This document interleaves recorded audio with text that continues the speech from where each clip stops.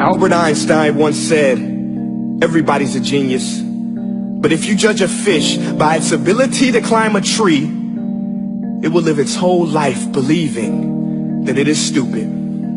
Ladies and gentlemen of the jury, today on trial we have modern day schooling. Glad you could come. Not only does he make fish climb trees, but also makes them climb down and do a 10-mile run. Tell me, school, are you proud of the things you've done?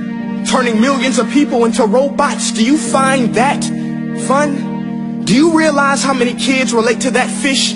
Swimming upstream in class, never finding their gifts, thinking they are stupid, believing they are useless? Well, the time has come, no more excuses. I call school to the stand and accuse him of killing creativity, individuality, and being intellectually abusive.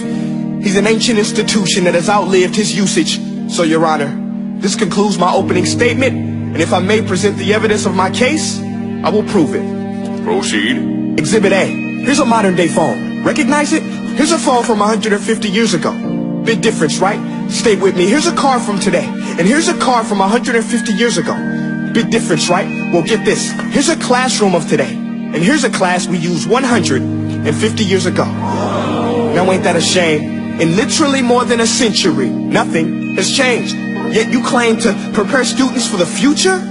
But with evidence like that, I must ask, do you prepare students for the future or the past?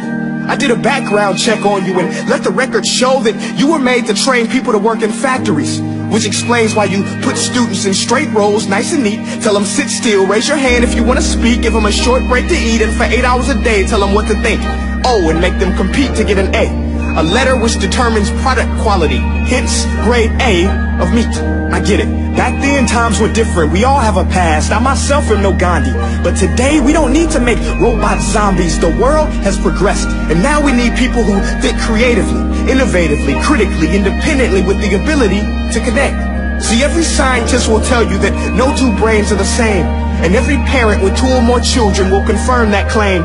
So please explain why you treat students like cookie cutter frames or snapback hats, giving them this one-size-fits-all crap. Watch your language. Sorry, Your Honor, but if a doctor prescribed the exact same medicine to all of his patients, the results will be tragic. So many people will get sick, yet when it comes to school, this is exactly what happens, this educational malpractice, where one teacher stands in front of 20 kids, each one having different strengths, different needs, different gifts, different dreams, and you teach the same thing the same way? That's horrific. Ladies and gentlemen, the defendant should not be acquitted. This may be one of the worst criminal offenses ever to be committed. And let's mention the way you treat your employees. Objection. Overruled. I want to hear this. It's a shame. I mean, teachers have the most important job on the planet, yet they're underpaid? No wonder so many students are short-changed. Let's be honest. Teachers should earn just as much as doctors, because a doctor can do heart surgery and save the life of a kid. But a great teacher can reach the heart of that kid and allow him to truly live. See, teachers are heroes that often get blamed, but they're not the problem. They work in a system without many options or rights. Curriculums are created by policymakers, most of which have never taught a day in their life. Just obsessed with standardized tests. They think bubbling in a multiple choice question will determine success. That's outlandish. In fact, these tests are too cruel to be used and should be abandoned, but don't take my word for it. Take Frederick J. Kelly, the man who invented standardized testing, who said, and I quote, "These tests are too cruel to be used and should be abandoned." Ladies and gentlemen of the jury, if we continue down this road, the results will be lethal. I don't have much faith in school, but I do have faith in people.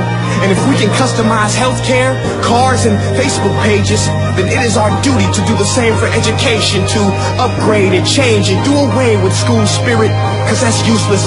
Unless we're working to bring the spirit out of each and every student, that should be our task.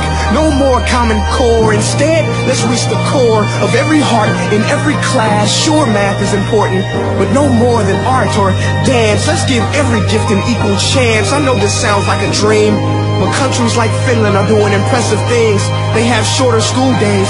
Teachers make a decent wage. Homework is non-existent, and they focus on collaboration instead of competition. But here's the kicker, boys and girls.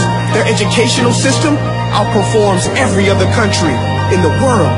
Other places like Singapore are succeeding rapidly. Schools like Montessori, programs like Khan Academy. There is no single solution, but let's get moving. Because while students may be 20% of our population, they are 100% of our future. So let's attend to their dreams, and there's no telling what we can achieve. This is a world in which I believe, a world where fish are no longer forced to climb trees. I'll rest my case.